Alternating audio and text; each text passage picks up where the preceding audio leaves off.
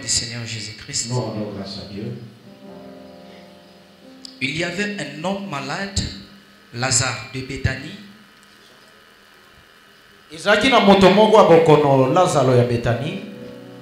Village de Marie et de Marthe, sa sœur. C'était cette Marie qui oignait du parfum le Seigneur qui lui essuya le pied avec ses cheveux.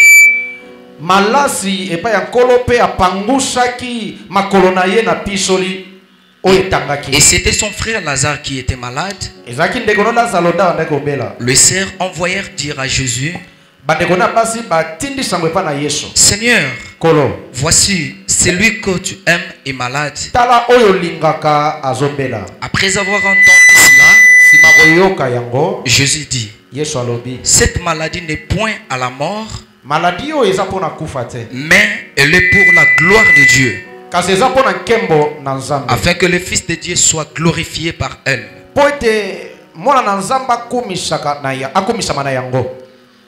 Verset 5. Or, Jésus aimait Marthe et sa sœur et Lazare. Lorsqu'il lui apprit que Lazare était malade, il resta 2 jours encore dans les lieux où il était. Et il dit ensuite ça aux disciples: retournons en Judée. On acclame très fort. Alléluia.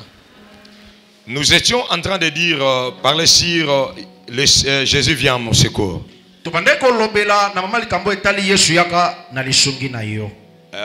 C'est ça notre grand thème. Nous sommes arrivés à ce petit sous-thème qui est le secours. Et là, on expliquait en disant ceci. Bien aimé, il y a des cas. Si Dieu lui-même n'intervient pas, tu ne sauras pas. Donne-moi un grand amen. C'est-à-dire, il y a des cas qui demandent que l'intervention de Dieu lui-même, qui nécessite le miracle de l'Éternel. Pesanga amen à ma casse. Amen. Amen. Amen. Dengo tombola loba nzambe tata. Nzambe tata. Ka oyanga oyo. Ka oyanga oyo. Ezo senga lisungi na yo. Ezo senga lisungi na yo. Nzambe so sungi ngate. Nzambe so sungi ngate. Na okokate. Na okokate. Pesanga amen à ma casse. Amen. Bien aimé, molingami, je me rappelle. Naso banza lisusu. Un jour, je me suis retrouvé avec les dettes de plus de 4 millions de francs congolais. À l'époque, moi-même, j'ai loué une maison de $50 américains. Qui représentait presque peut-être quelque chose de 5 000 ou 50 000. Non, non, pas 50 000. En tout cas, plus ou moins 25 000 francs. Ou 10 000 francs congolais. Que j'ai payé difficilement. Mais j'ai eu un business où je suis entré. J'avais des dépôts de pain. Il y a eu un problème de gérance. Les gens à qui j'avais fait confiance, ils ont commis des erreurs graves. Maman bateka mapa ba yebi.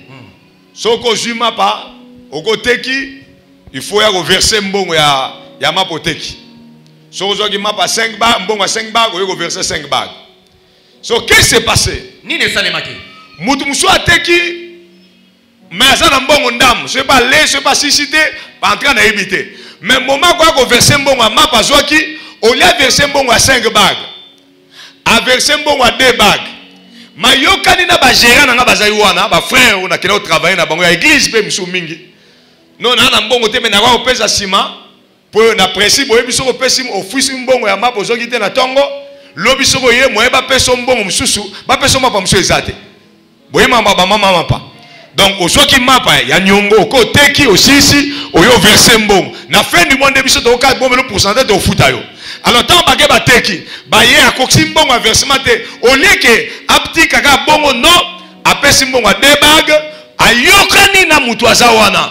Non ndenge zawana yo komaka ke na pesi mbongo nyonso a libéré moi quelque chose zala sur lobby na kopesa potala kaka dadi pasteur apesa ngana mapa msu na kenoteka ba ko musala bo mais plus bazo salango muso mona asalaki bongo ayokana na mama mais mama mpe afutite moi pas ebisangeza te pour ça ça faux cop sans autorisation nanga.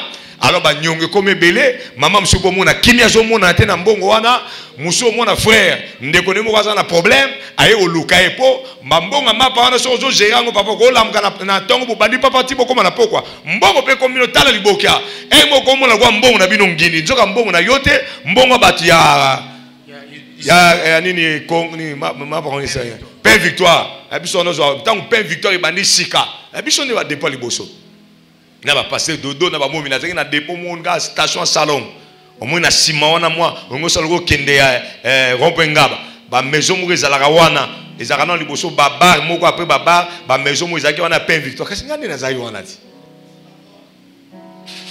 papa na yebi sioke mutu muso mona ndeko na ye lokwazo mona mbongo ebele ndeko na ko expliquer yebi so na problème ozolo kamda de sombongo aya bandi ko insista baltre na po mo ezeka ba ko sala muso ba ko kanga tune pe 500,000 200 autant na ko futa ngo lobby dans une semaine oyo so mzalinga de mbongo ako garantie yo dans une semaine azo ozongo sambongo bongo na sexe bino mo moke ndeko mo ba yo senga ngana na mbongo abina ke non en tout cas pasteur 200 mbongo dans 3 jours na zo ozongo sombongo na bien en tout cas si on a un compte état total lobby na pesa oui que lobby ngo boyba aye na essayer total lobby ngo ba aye na essayer total lobby oui que 3 jours et coquille si quoi yesu ko senga mais yo senga ko déjà 3 jours mais 3 jours de coquille il faut 3 jours de zombo oh papa na suis na noté na bizwa ka kede kaka donc muso ko de bambon a toujours kana urgence père après c'est pas OK non pas ce sera raté. C'est l'histoire de la mort de Lazare. Lazare est tombé malade. La Bible me dit, la famille de Lazare, Marthe et Marie, ont envoyé des gens pour appeler Jésus, pour venir guérir leur frère qui était malade. Jésus a appris que Lazare était malade. Il a encore traîné les pieds pendant 2 jours, expressement. Il n'est pas venu. Et c'est de là qu'on expliquera après. Quand Jésus lui-même a dit à ses disciples, cette maladie n'est pas pour la mort, mais c'est pour la gloire de Dieu. Donc la maladie de Lazare, c'était pour manifester la gloire de Dieu. Papa, vraiment. Kembwango nzambe komonisa onela kozanga kobota na yo en tout cas kembwango nzambe komonisa onela ndenge olalaka na salon bato bakofinga yo vraiment. Donc pendant que Lazare était malade c'était pour la gloire de Dieu. Au lieu que Jésus vienne il n'est pas venu. Il a encore traîné les pieds pendant 2 jours. Et Lazare est mort. Lazare est mort, on a enterré Lazare. Après l'enterrement, la Bible dit 4 jours après, c'est Jésus là qui apparaît. Alléluia. Est-ce que as-tu déjà compris cette histoire? As-tu déjà compris cette histoire? 4 jours après l'enterrement, c'est Jésus là qui apparaît. Et il leur dit, où est-ce que vous l'avez enterré? Waouh! Nous imaginez ce que Gustave. Oyo tindei babenga. Tant on va la pasteur à Yagite. Tant on est en pied à Oyako Senga passer du sungi passer à Salamote. Nous imaginez l'attitude na yo. Ndengo komala. Wana ba biso pasteur aye na chambre zo fioto la. Ozo ningi saka lokolo. Wana pasteur avande habito kamisto sambela banu banu cheka ozo talega bwe. Eka ko sambela ne yango. Vous savez combien de fois nous n'avons pas saisi l'occasion de comprendre Dieu Dieu et ses façons d'agir. Bien, Mais Dieu agit par plusieurs moyens. Dieu peut ouvrir les chemins là où il n'y en a pas. Bien, mais Dieu agit par plusieurs moyens. Quand tu demandes quelque chose, j'aimerais que tu puisses maintenant commencer à souligner. On commence à décrire l'homme, sa relation avec Dieu, le soutien, l'amour même de Christ pour cette famille-là.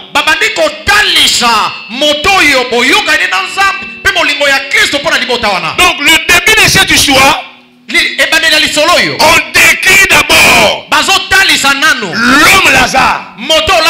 Ce n'est pas un païen. C'est une relation avec Dieu. Il dit il y avait un homme malade, Lazare, de Bethanie, village de Marie sa sœur, et de Marthe. Et puis on décrit encore même les œuvres de sa famille. Est-ce que vous avez compris? C'est-à-dire ce n'est pas n'importe qui. L'homme,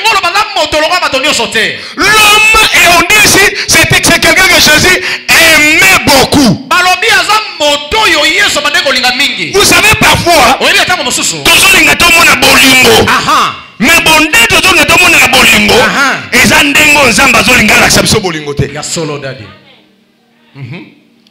parce que le corps les naturellement, si quelqu'un que tu aimes beaucoup, olinga pasteur mingi, ben ce pasteur azobela, aza hôpital, en cas où on attend automatiquement il faut ça nini, ok kuna, au benga téléphone, au tuna nini, au comme hôpital, mais ce n'est pas ce que Christ a fait. Oyo zari ya bolingo nini. Alléluia. Donne-moi encore un grand amen. C'est-à-dire, on décrit son amour avec Dieu. On décrit même ses relations. Ils avaient des relations intimes avec Jésus. C'est parmi les rares maisons où Jésus allait manger. Amen.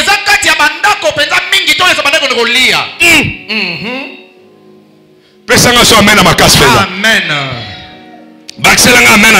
Amen.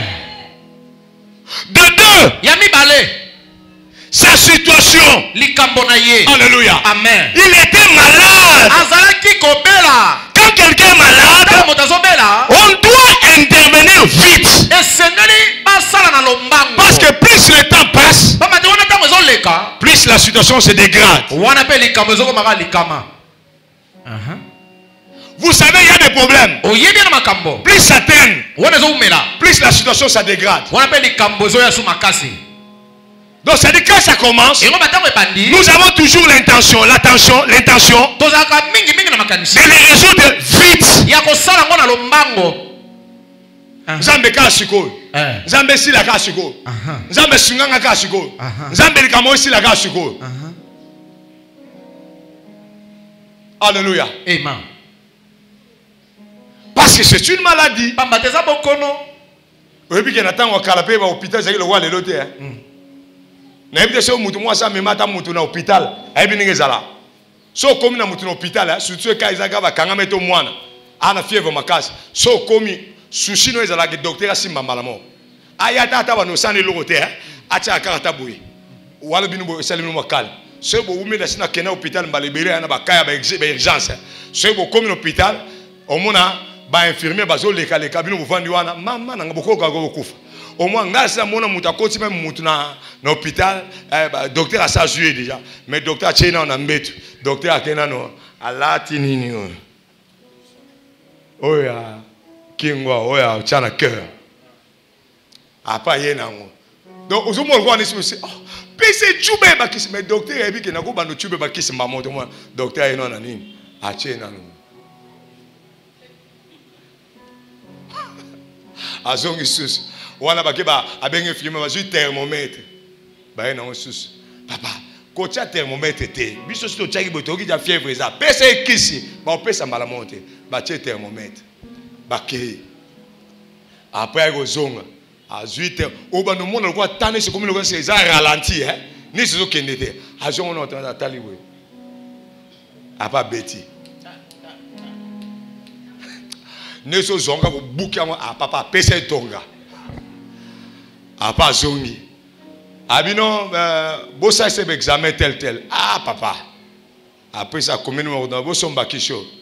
A bengi infirmière. Yango mona la plupart ya bata malade.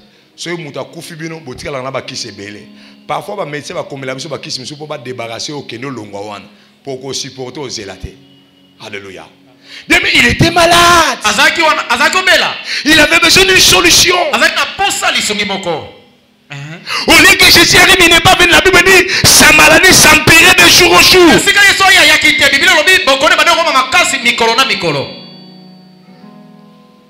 C'est que tous ces gens-là ne savent pas. Ni sa sœur, ni ses deux sœurs, ni les gens qu'on avait envoyés. C'est que tout le monde là ne savait pas. La maladie de Lazare, c'était pour la gloire de Dieu. Quand ils précipitaient, quand ils envoyaient les gens, c'est qu'ils ne savaient pas.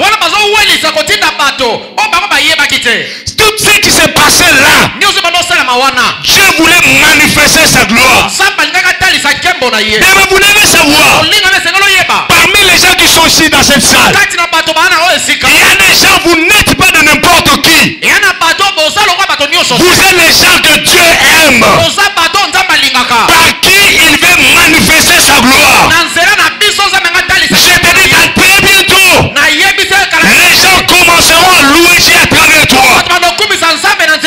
Tu es le canal pour manifester la gloire d'Elohim.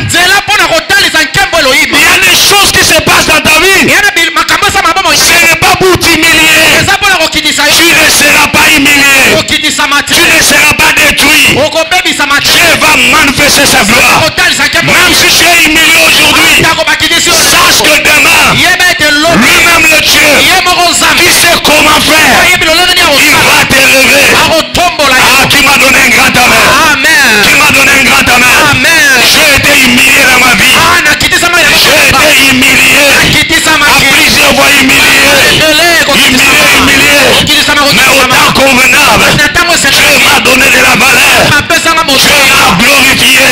Je parle à quelqu'un.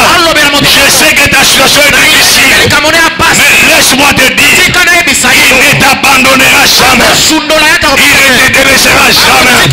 S'il ne vient pas aujourd'hui, demain il viendra. S'il ne vient pas demain, après demain il viendra. C'est pourquoi Job avait dit, je sais seulement une seule chose. Mon Rédempteur vivant, il s'élèvera. Je parle à quelqu'un. Ton Dieu finira par s'élever. Je te dis, tu finiras dans une maison, 4 chambres, salon, cuisine, salle de bain. Il a piscine. Tu ne finiras pas ta vie sur un salon de quelqu'un. Est-ce que je parle à quelqu'un? Le Dieu qui a permis tout ce qui arrive dans ta vie, il finira par t'élever. Donne-moi un grand amen. Bien, mais dans de telles situations, obenga nani? Osenga nani? Papa, même médecin, qui c'est le monde en est sur les athées? Les cas comme Lazare, qui c'est ça? Objectif est de nous rendre 10 fois Koufa. C'est à côté de la cimetière. Gloire à Nzambe se manifester dans la maladie. Gloire à Nzambe se manifester dans le cimetière. Amen. Ça dit, il y a des cas. C'est pourquoi je dis, il y a des cas dans la vie des gens. Il faut Nzambe Gaya. Pour Kokate. Pour Tala, Oebi Batambo Okole Kamote. Parce que Nzambe na ka Lazare, Nzamba ko salate na mémoire malade. Nzamba ko salate na nzelo hôpital. Nzamba ko salate so linga kata motema. Nzamba ko salate so kati motema. Nzamba ko no sala kaka timu ko ba okunde après 4 jours. Ozo imaginer. Vraiment. Si pendant tant wana ko supporter mon ba wana. Eza facilité. Alléluia. Na sengi ngolu na yo kati na bomoi nanga na kangami na pasi yonde mobikisi nanga sembola loboko na yo longola ngai na pasi mokimelo na ngai yo Yesu yondo na bomoina. Est-ce que bien tu comprends? Donc pendant que Lazare était malade, je crois qu'il a commencé à prier. Je ne sais pas quel genre de prière il a fait. Peut-être les prières de foi. Ça n'a pas tenu. Il dit maintenant les prières de combat. Je combats l'esprit de maladie. Je le chasse. Je chasse l'esprit. Et puis après il n'y a rien. Mais quand tu pries et que tu vois qu'il n'y a rien, ne pense pas qu'il n'y a rien. Il y a un Dieu qui est en train de parler au ciel à cause de toi. Ce qui était important, Jésus était en train de parler avec ses disciples. Il a dit cette maladie, c'est pour la gloire de Dieu. Ce qui est important, c'est que le nom de Lazare était dans des conversations divines. C'est-à-dire dans les lieux secrets, les saints de Dieu. On parle du nom de Lazare. Je suis en train de dire à quelqu'un, ce qui est important, pendant que tu pries, ton nom est parlé dans les saints de Dieu. Je parle à quelqu'un. Il y a des préparatifs qui se font. Il y a des choses que Dieu est en train de faire. On était en train d'arranger le chemin par lequel Jésus viendra pour manifester la gloire de Dieu. Je suis en train de parler à quelqu'un. Écoutez-moi bien. Même si la situation s'empire, ne crains rien. Continue à prier. Pendant que tu pries, Dieu est en train d'arranger le jour où la gloire viendra. Le jour où ton mariage se fera. Le jour où ta bénédiction viendra. Le jour où tu mettras le pied pour la première fois aux escaliers de l'avion, tu entreras, tu t'asseoiras. Ce jour-là arrivera. Pendant que tu es en train de prier, tu es en train de pleurer, tu penses que c'est fini. Non, ce n'est pas encore fini. Dans les seins de Dieu, Dieu est en train d'arranger le jour où on va t'appeler pour le travail. Papa, ezala mukolo moko. Nalba mutu mwaza ezala mukolo moko. Bagobenga kombo na yo. Na yebi ndenge gobanda te. Me bagobenga kombo na yo. Ndenge babenga Lazare. Azaki déjà na konda. Asa poli. Est-ce que so poli déjà? Est-ce que so lumbi solo? Alléluia. Et un jour ça viendra. On t'appellera par ton nom. Papa ezala mukolo moko babenga yo. Amen. Oba na musala comme ministre. O kanisa mate alelo. Amen. Nepso nzamba tikiote. Yes. Omoni yo nzamba tikiote. Amen. Babundisa yo. Batelemela yo. Bakoisa makambo. Ba créer ba problème. Ne crains pas. Ton Dieu est vivant. Donne-moi un grand amen. Ezala mukolo moko banotanga ba biya dola. Paka paka paka. O klaso cha. O tanga moko mote. O komo tanga ya ba bot. Amen. Pesanga mena makasi. Amen. Pesanga mena bien benda. Amen. Nena mwana mutu pesanga mena mo tanga bakasi silisa. Amen. Pesanga mena mo mutu mwazo ka sola lipambo lezo ya. Amen. Pesanga mena mutu mwazo bonga da quelque chose. Tellement le bas. Lazare. Ça viendra un jour. Ogolumba na solo. Ya solo. Alléluia. Amen. Pas seulement kiti na mabele, pas seulement batie na tombo. Malumbi na solo. Pourtant Yesu ayaki. Ba benga. Yesu ayiboki l'accent en place ba bia sa lumbi solo. Tala niveau a kitaki. Bien mais comment na moment mo niveau yo kité lo ba niveau na kité li. Nzambe niveau na za humilié. C'est-à-dire ozondi maté za yo. Okomosenga bambonga ba transport. Zambo aza wapi?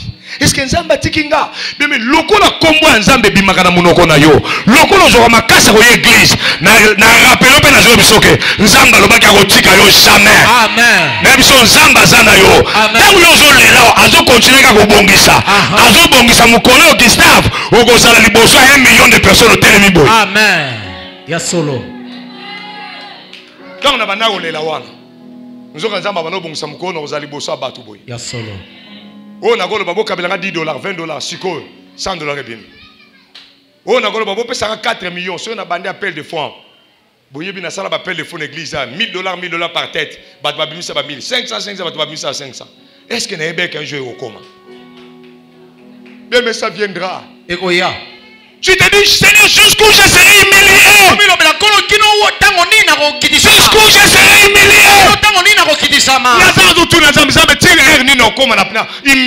Vraiment. Malade, à combat, eux sont obéla, ils ont humiliation. Papa, sont obéla, ils ont mon abouzoba. Docteur Osama Mnyo Salingi. Il y a moi, c'est pas Goya. On m'appelle Baluka au Baluki. Tchaboy, au Tché. Là, la pendant ma golopandi. Vraiment. Aïgo Simbati, Bamandef. Vous comprenez, hein? Comprenez, gars. A Simba Zotalangoboy. A Talangoboy. Tam sou mwana muke maman omwa pe adokoza mama ko docteur mwana mobali na yote mwana mobali mo mususu oyo zala ko mi bomba lipute ngesa ko fumba okangi okute ngumataka okangi kolwa olale otiki chabu ocheka aya simbi atali baluka boy abaluki bako benga mwana mosi mwa muke oh mon mususu agaye te na tikila ngai vraiment te papa nazaka na problème moko na yebaka te ke nzoko nga nazaka na problème ya allergie à kinini ou pharmacie na mama mazawa na mela kinini na pharmacie salanga ba problème et bimisanga ba pota ti na ba matoi ti na zolo comprendre ka alléluia amen papa siko na choite oyebi te ko benga ser moko boye Treba na ye, mom ya yebi ya munganga. Pasteur, nasani. Na mitiga na peska matoi. Bautal. Tali matoi.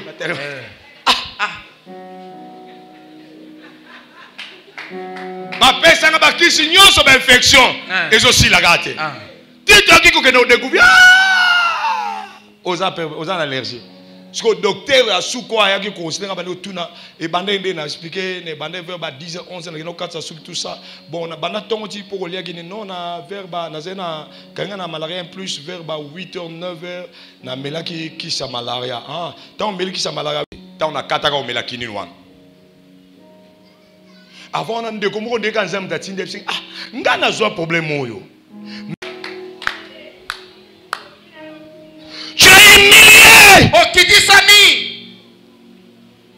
on a gâché ta réputation.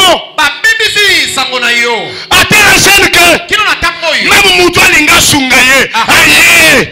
Abiga Zawapi. Babia Salumi Solo. Tika. Bien, mais il y a combien de bateaux. Balinga Basali Sayo Batou Baboya. Babimi sa réputation na yo. Tant bien Moudanga sa Mbalamo Bamba Weli Babimi sa réputation na yo. Est-ce que ça lui a réputation? Bako baby sa réputation na yo ata l'église yo bako sa réputation bako sango bazo panza oko yeba na longola baze miset bako panzo za na malade sida bako panzo kabagate bako panzo betela bako panzo futa kanyoto bako panzo réputation ndenge nyoso réputation la sa baby. Bien mais il y a des moments ça arrive comme ça. Et dans des cas comme ça ton secours c'est seulement Dieu. On a séparé avec les autres. Même sa propre famille l'a abandonné. Mais comment la maman va tenir sur le tikayo? Obando luka mutu mutu azate. Omona mutu olingo expliquer makambo ya asungo panda ba yebiseka ke yo zaka orgueillé. Ka eloko ya kanga kangwa. Azaka yo zaka orgueillé. Yo to si de ibi ba yo reception papa saune keti na poto omo sala na matete eko keti na mikau batu ba ko sanga 1000 fois go ede yo na somelo lipa mais bon za 1000 fois chaine te ba benga ba bi salika muna yo amen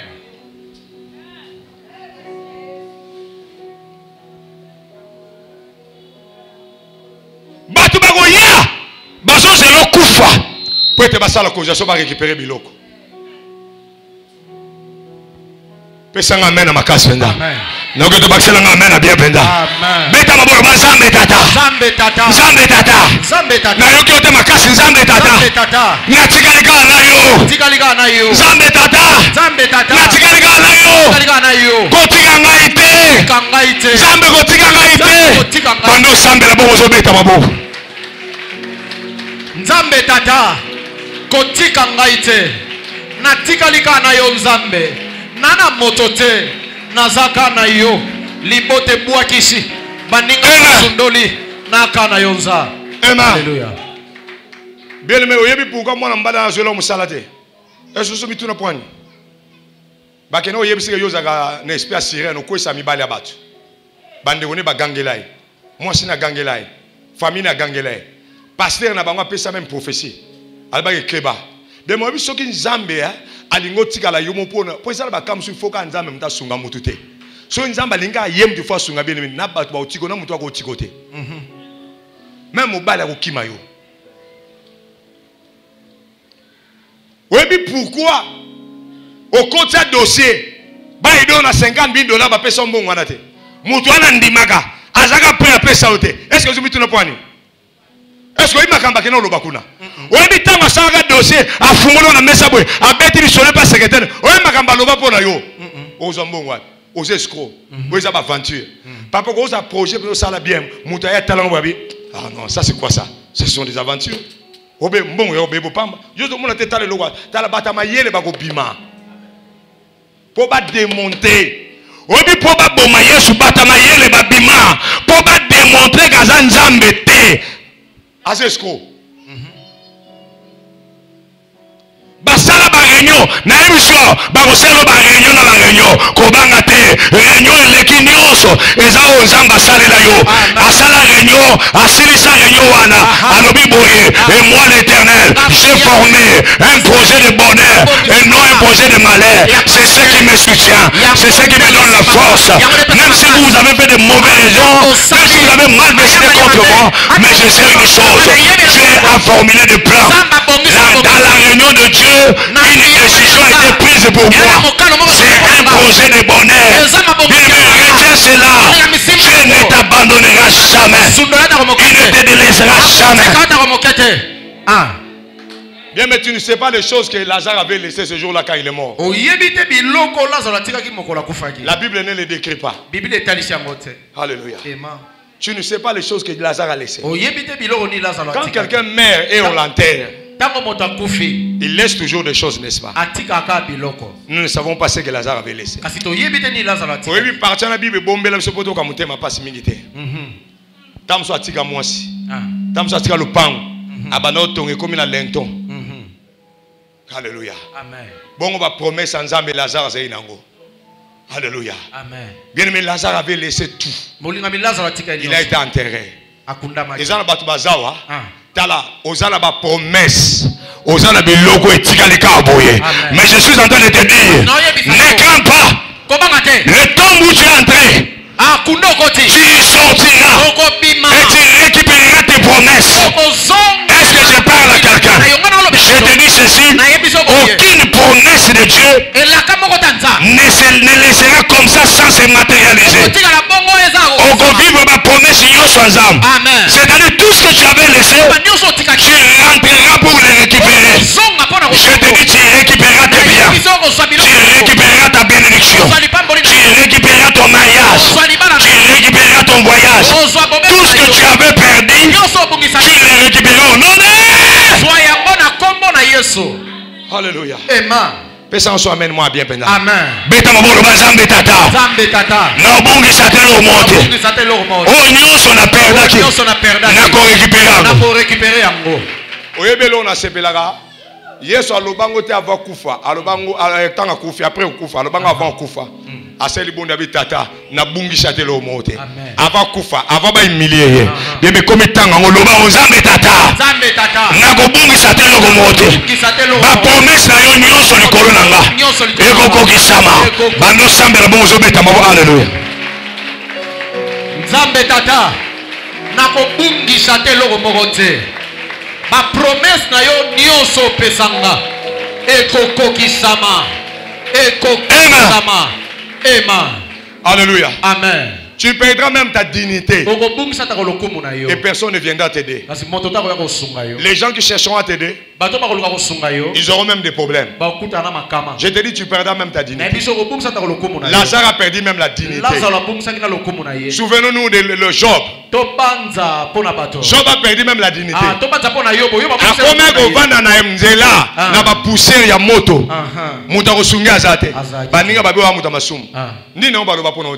Baolakso musapi babanza mbatike masumu asali omoni bachaka tem ayoka kate mais so yebi nzam kotika te kangama na nzam. Amen. Alléluia.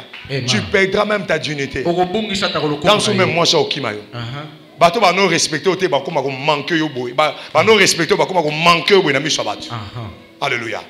Il a perdu sa dignité. Abungisaki lokumu na ye. Alati bilamba te balingie badala balinge bitenya bilangba balinge ti batie na tombo. Et un jour Jésus est venu. Alléluia. Amen. Il a seulement appelé Lazare. Lazare sort. Vous savez, avant que Jésus parle comme ça, il leva ses mains et dit, Père, je te rends grâce. Je ne prie pas pour moi, mais je prie pour tous ces gens ici. C'est là où maintenant je commande les 3 leçons que j'aimerais vous donner ce matin. J'étais en train de vous expliquer, il arrive des moments difficiles où personne ne peut venir vous aider, où tu perds la dignité, où tu es en flou dans la honte. Tout ça dans les difficultés et tu n'as personne pour aide. Mais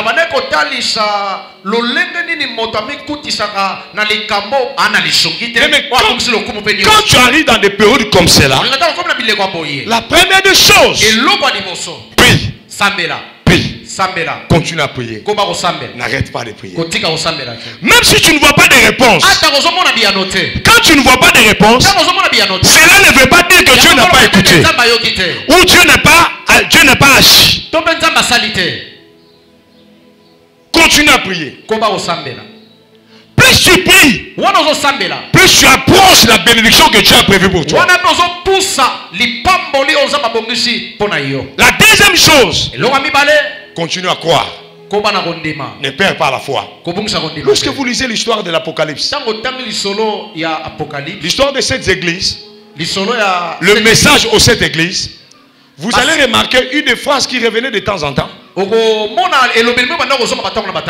Celui qui persévérera jusqu'à la fin. Mais il y a des situations où on est en train de tester ton endurance. Ça dit il ne faut pas abandonner. Ça dit la bénédiction est dans la persévérance. Continue à persévérer. Je sais que la situation n'est pas facile à supporter. Mais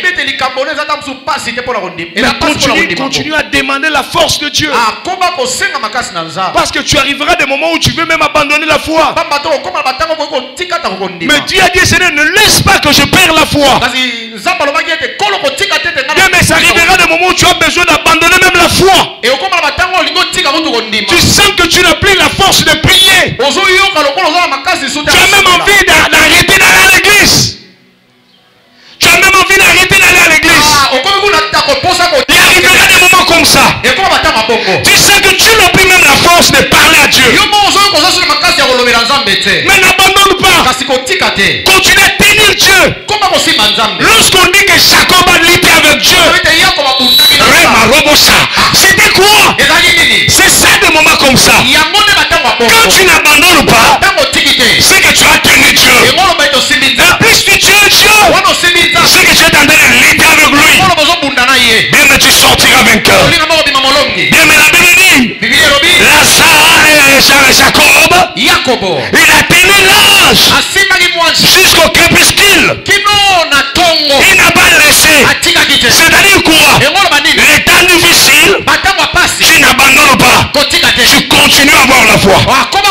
C'est ça la réalité. Parce que d'où tu tiendras l'âge. Il y a des gens qui pensent qu'il suffit de tenir comme ça dans la prière. Ma réalité, c'est que Simba Nzam et Zangouan. moment difficile. Mais Nzambe na tikite. Amen. Nzambe na kobi. Amen. Bien maintenant avec ce moment on est quoi ça ça jour moko. Histoire na beti ya ba nyongwana ça jour monte. Et ça va jour. Ba semaine. Ba jour. Ba semaine. Des mois parfois. C'était pas facile. Et ça qui peut-être. Autour d'ensemble tiki gapoani. On s'en tiki ote. Mais continue à tenir Dieu. Simba Nzambe. Amen. Nzamba kofuta kondima na yo. Amen. Nzamba mususu wa Nzamba oselo même au-delà oyo sengaki. Oselo pa bandiki ko kofuta kondima na yo. Amen. À part oyo sengaki, mais kondima pesa na salaire nango. Amen. Pesa na amen bien. Amen. Bachela na amen bien. Amen.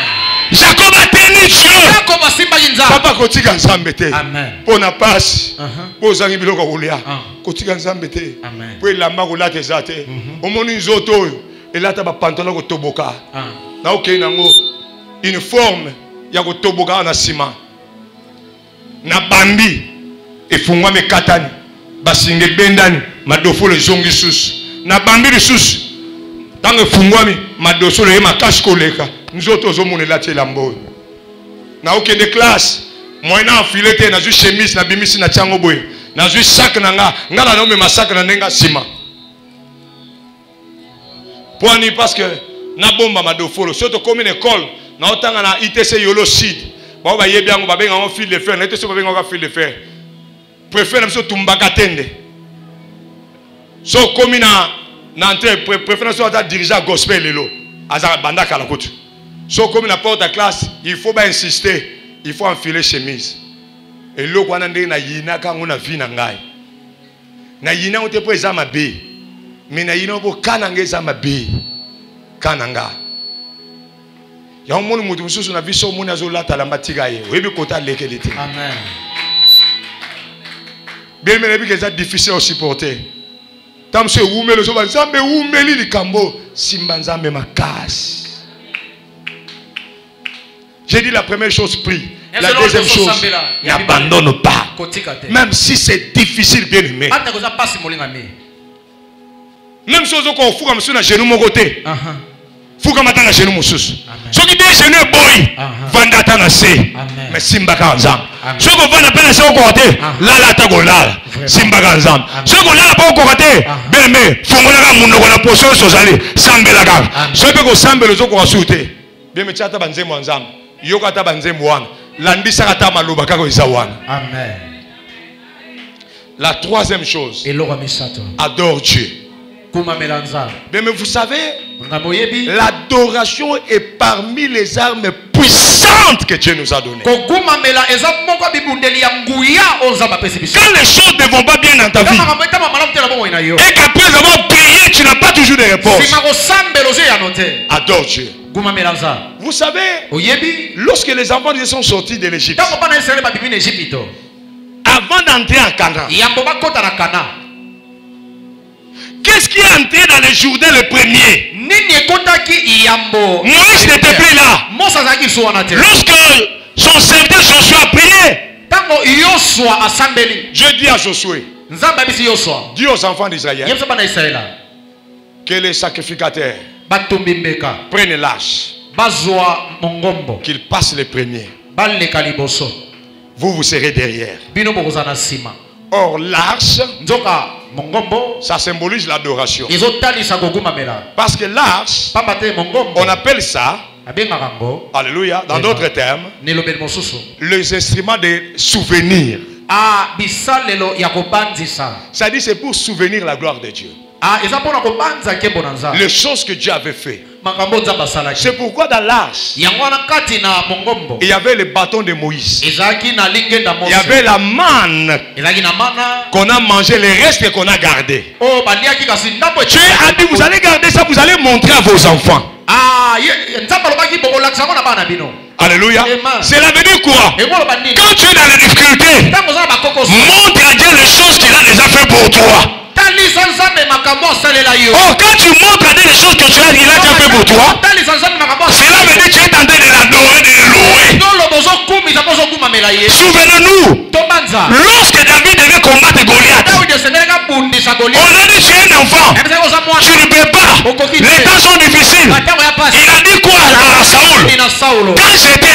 mousse. Il y avait une ours et un lion qui venait. Il a pris la brebis. J'ai sauté, j'allais retirer la brebis dans la bouche. Cela veut dire quoi? Il cite, il parle, il témoigne les hauts faits de l'Éternel. Elle me continue à témoigner les hauts faits de Dieu dans ta vie. Quand les temps sont difficiles, témoigne les hauts faits. Dans les moments difficiles, à genoux. Même si tu n'arrives pas à demander, mais loue Dieu. Nakata passe au sungangai. Amen. Nebige juna belaka obiksa ngai. Amen. Nzambe nebige nakuta la problème ngai yoyo. Mama ba inanga kufa na bomwana bachenga na bombone. Soki yote nenga na kufa. Mais n'arrête pas d'adorer Dieu. Parce que la Bible nous dit Dieu siège au milieu de l'adoration. Souvenons-nous encore. Lorsque les enfants étaient allés aux batailles, à la bataille, Dieu a donné la classification.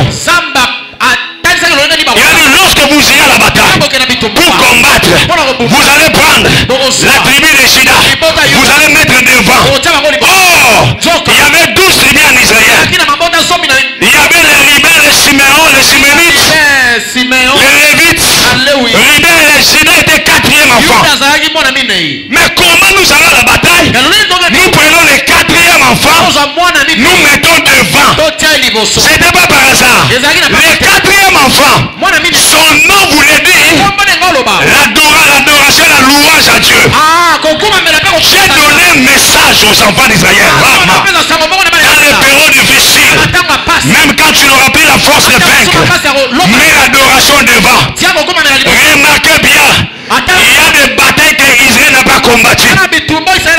C'est pourquoi la phrase ici, gardez silence et Dieu lui-même combattant pour vous. Lorsque tu mets l'adoration devant, Dieu lui-même combattant pour toi. Je sais qu'on s'en souki. Nasuki. Makase zate. Mais tombe l'adoration. Amen. Il y a des périodes de tombe l'adoration. Amen. Alléluia. Amen. Et ça période de tombe l'adoration. Yes. N'aime ça maman mon bon. Maman tombe l'adoration. Azaki na problème. Mobali. Ba problème. Mobali a boyé. Mobali a kimi. Azoya su nanda côté. Asali ba prière. Papa peut s'en servir prière na PC. 3 jours, 3 jours, 2 jours, 2 jours, 4 jours, 4 jours. Mobali azoya gâté. Ah. Ça l'offrande. Mobali azoya gâté. Ah. Na komo ka poser moni sina kima eso ngaya na CG na ye. Mukomonzi amba bisa yebisa banda kwa dorenga. Mama koti na ndako afukani. Abandi kwa dorenza mazo kumisa nzambe. Ozali zambe erana ntimoni zo renya. Kolo nanga yawe kuma. Oza bien aimé sol ngo kumisa nzambe. Kumisa na oya sasa ilio.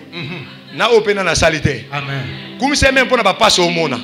Le banzambe na biko za na contrôle la nyonso.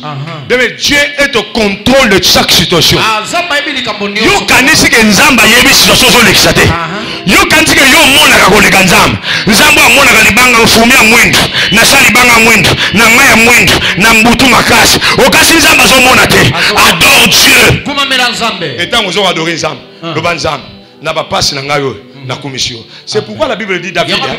Oui, pourquoi Nzamba zobenga David l'homme selon mon cœur. C'est écrit en Wana. Ça dit David a zabachar ya bateau. Même la passe à komisa Nzamba. Ozomona mutumbazo babi motema na ngai pona ni ozo beta komisa Nzamba. Donc motema nezo beta ba ko meleki. Abi motema na ngai. Abi comme une biche soupire auprès des courants d'eau. Ainsi mon âme soupire auprès de toi. Je dis à mon cœur, à mon Dieu, quand irai-je, paraîtrai-je devant la face de Dieu? Quand irai-je? Quand est-ce que je vais encore voir Dieu? Quand est-ce que je vais encore voir la main de Dieu? Et il ajoute à la fin, mais je le louerai encore.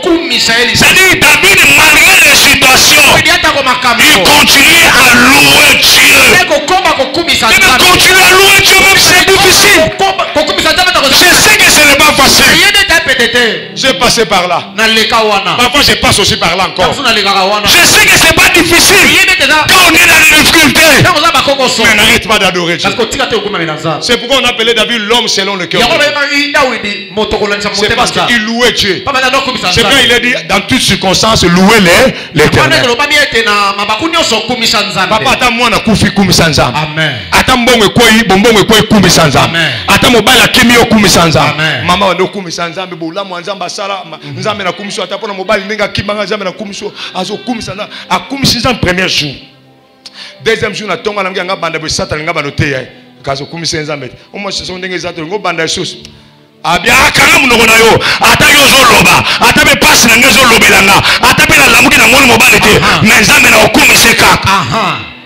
Alléluia. Amen. Yango moni to yembaki tant to ba protestant pawa nyingala la mudike ngabe ovoloke malu makole obosane soko pasi pe minan de kangi kaniza na na na na na na oui bien tanga nyonso sali tango passe zali kanisa makamala muzamba salelio donc au sein dans moi abstraction bosane muke ozomona au kanisi ozamba salaka avant au commissaire na no ponango amen de mesaka puissance muka makasi bomba na wana soko salo na motema no mobimba mama wana bando sala au commissaire ndan au kaka porte fongome kwa abia bata régie de so ba yesus wazana nyunga régie de asiliki alinga kata prière haki mulimu na nzambe so kumisa nzambe yoka yemoko nzambe atabata rejido baye ataba okata mai bakata nzambe na kumisio ayo kaka mobile na lobi na prière na pemeni ya bata rejido te zangai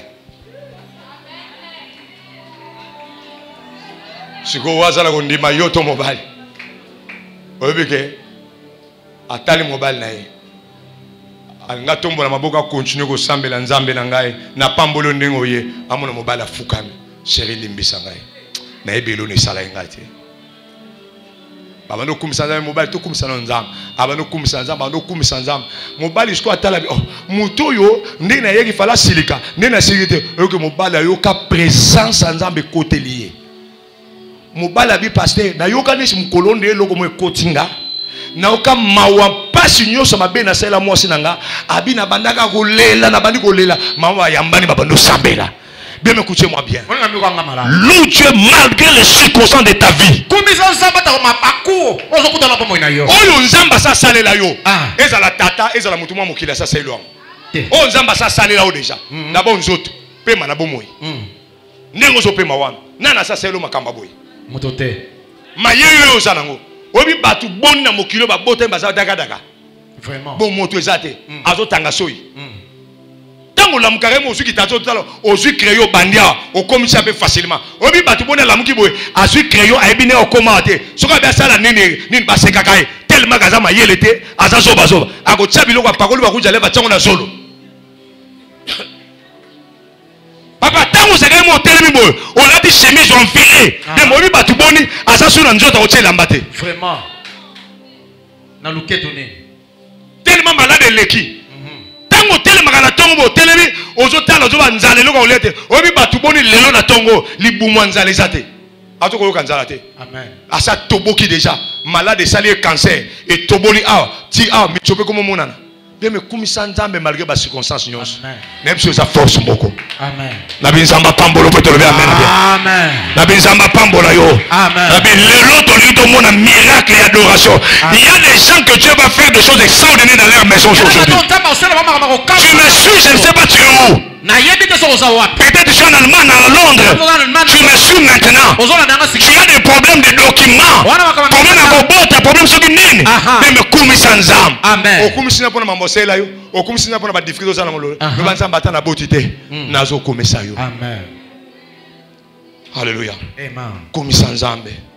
Parce que bien aimé, il est le maître des temps et des circonstances. Il a des projets qu'il a formulés pour nous. Amen.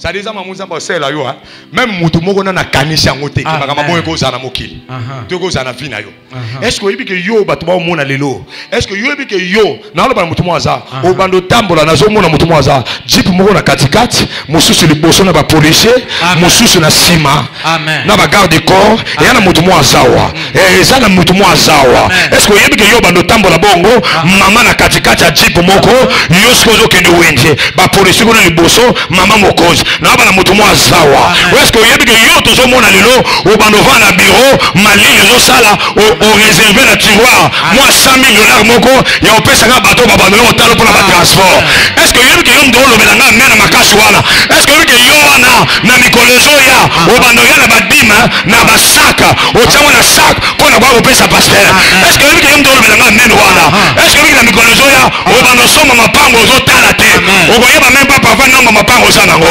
est-ce que yom tolo belanga meno wana est-ce que yebike na mikolezo ya tozo célébrer libala na yo ya kitoko na mobala kitoko na situation bien penda pesanga meno makasi est-ce que yom tolo belanga meno wana est-ce que yebike na mikolezo ya obando bwaka nzungu wa makoso nzungu wa ngombe opo ilalaki muta kolia zate opesa ngombwa opesa niao elekipe bele niao aleja tondi niao atikeli mbwa mbwa pale atondi evandika wana Vraiment.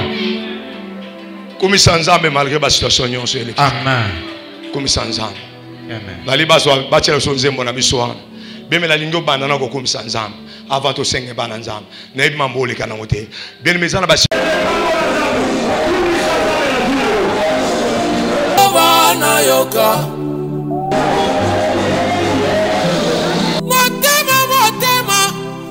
Motema nangaye.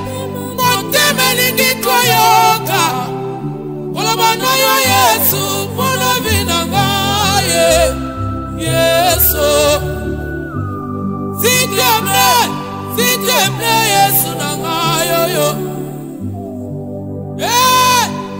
Lobana yoka Lobana yoka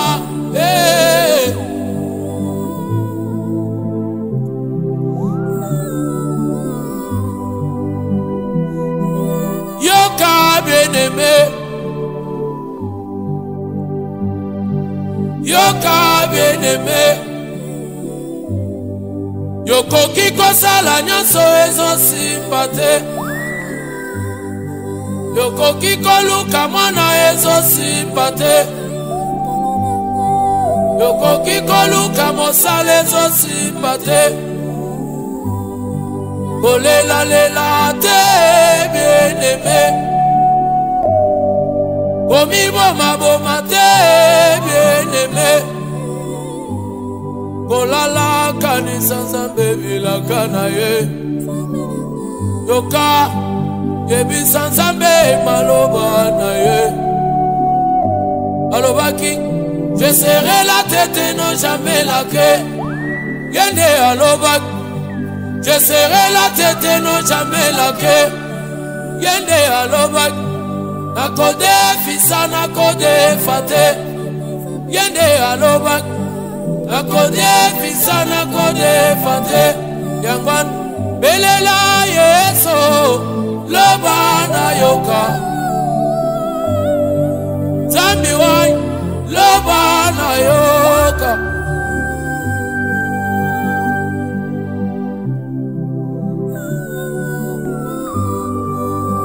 Abakuka lobaki je suis à mon poste Nasozela kaka bilaka na ngai Nalingi nasimba bilaka na ngai Nalingi namona bilaka na ngai Nalingi na palpe bilaka na ngai Abakuka lobaki Même si la promesse est tardée, elle va s'accomplir. Elle va s'accomplir. Yangwana belela Yesu lobana yoka. Zambi wai lobana yoka.